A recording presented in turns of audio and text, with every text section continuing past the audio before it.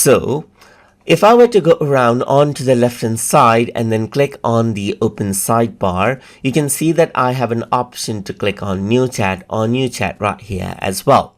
But over here on the left hand side, you can also see the past chats that you have done. So let's say, for example, you want to access out this one. So that has been generated 7 days ago. Let's say, for example, click on it and that particular prompt results and everything actually shows up right here.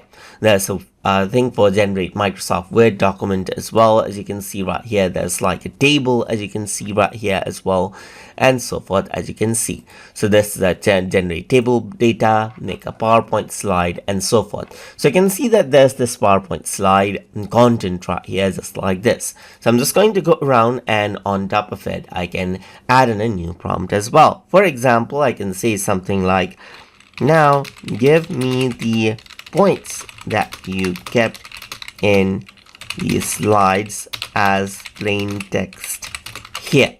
So now if I were to go ahead and hit the send button, it'll take this particular information right here, and then it says here are the fruits and their health benefits right here, which was included in the table and presented as plain text, just like this. So this is how you can go ahead and access out chat history, and then even interact with the historical chats and continue on from there with the prompts inside of DeepSeek. So I hope you guys learned something as always. And as always, please like, comment, share, and subscribe.